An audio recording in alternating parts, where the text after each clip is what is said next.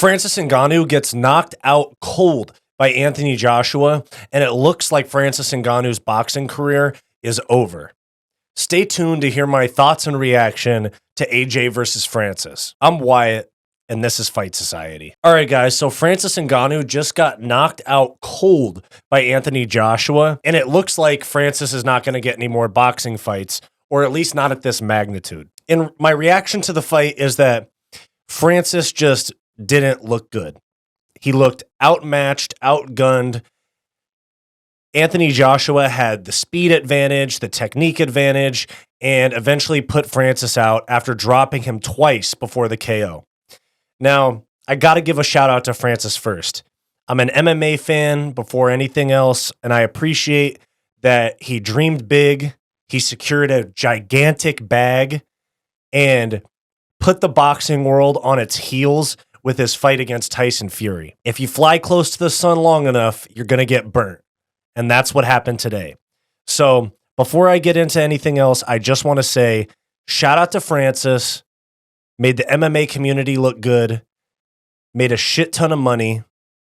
And it didn't end the way that he wanted it, but he dared to be great. So shout out to Francis. Now, you already know that Dana White is edging at home right now, just stroking it, seeing Francis flatline KO'd on the canvas for like 2 minutes. I was really worried about Francis when I saw that KO. I was like, oh shit, he's been down for a long time. And then they ended up giving him oxygen to help him get back up. So you know that Dana White and John Jones are just stroking their meat, knowing that Francis took the L. And the same thing goes for Dana White being so excited about Cedric Doumbé losing via splinter in his toe at PFL Europe, because that was the guy that everyone was saying, oh, the UFC let him get away. PFL has their big star. And then that event ended in a huge L for the PFL and for Cedric Doumbé. So, you know, Dana White is, even before 299 happens, is like, bro, these other people can't fuck with me. What's next for Francis? I think that Francis's next fight's going to be with the PFL. It's going to be against Renan Ferreira that just absolutely steamrolled Ryan Bader. And seeing how slow Francis looked in that fight against Anthony Joshua today, I'm a little bit worried. I'm a little bit worried to see what happens when he fights a 6'8" monster that's fast like Renan Ferreira. Now, this is going to be a tough comeback to MMA because, again, shout out to Francis. No tune-up fights in boxing. He went straight to Tyson Fury and Anthony Joshua. And I doubt he's going to get any sort of tune-up fights with the PFL because they're relying on him for some star power. So he's probably going to go straight into Renan Ferreira, and he might be looking gun-shy. He might look afraid to get knocked out after seeing especially what Renan Ferreira did to Ryan Bader at the PFL Bellator crossover event. And on top of that, he hasn't been training MMA for the better part of 2 years. I think he got knee surgery after the Ciryl Gane fight and then went straight into boxing training.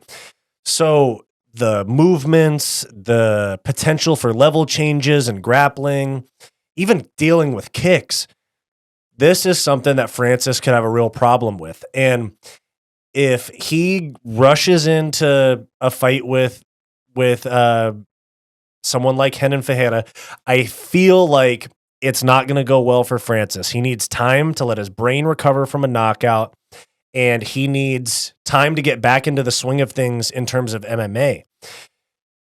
I don't think that there's any big money out there for him in boxing anymore. It's probably like a Dillian White, Andy Ruiz, something like that, if he stays in boxing.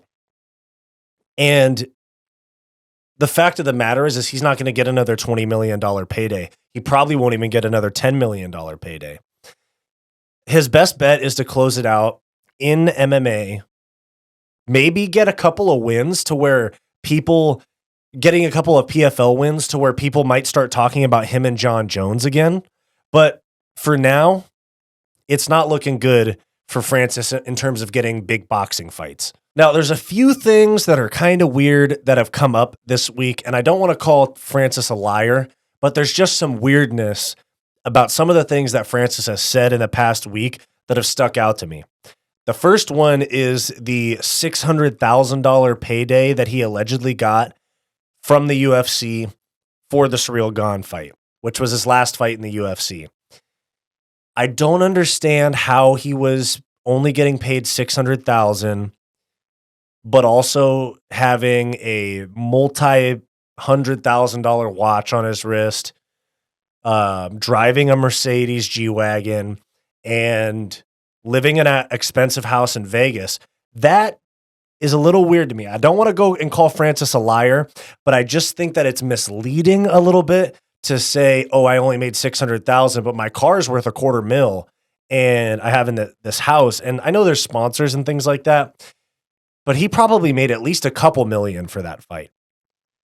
And the second thing about Francis Ngannou from this week was the $200,000 loan that he said that he had to take from Kamaru Usman to get through his training camp for the Ciryl Gane fight while he was in all of those contract negotiations with the UFC. Why are you driving a Mercedes G-Wagon and having expensive watches and clothes and living in a mansion in Vegas when you owe somebody $200,000? It just doesn't make sense to me. I'm hoping that there's actually a good explanation for this. You guys can let me know in the comments what you think of this, but I'm just a little bit confused about how Francis only got paid $600,000 for one, and had to take out a $200,000 loan from Kamaru Usman, and well, also on the flip side of all the expensive things he has. Now, maybe he was waiting around, like maybe he just needed to get to the boxing fights that he knew he was going to make a bag for. I think he made $10 million for Fury and 20 for Joshua. But I don't know. Let me know what you guys think in the comments about those, because I have been a little bit confused this week about some of the things Francis has said. Francis is definitely not going to get a paycheck like he got today from anything else, like from a PFL fight, from another boxing fight. He's not that big of a draw. Honestly, he's not that big of a draw. His interviews leading up to this fight were not doing the best numbers, not very good engagement. And I think that speaks a little bit to how powerful the UFC PR machine is. And I think that Francis needs to go to the PFL, get a couple knockouts, and start hollering for that John Jones fight, in my opinion. This is just one of those things where Dana White and the UFC are taking a dub before 299 even happens. So let me know what you guys think. Francis is still a winner from a financial standpoint and from an integrity standpoint, because he did get to see out his boxing dreams against the best in the world, make a huge bag. He stuck to his guns against the UFC in his contract negotiations. But if he loses his next fight, whether it's boxing or MMA, if he loses in another knockout fashion, he did sacrifice his legacy for the sake of money, which I know we're here for money, but legacy's big as well for these fighters. So let me know what you guys think. What do you think's next for Francis? Do you think that he's going to be going to the PFL next?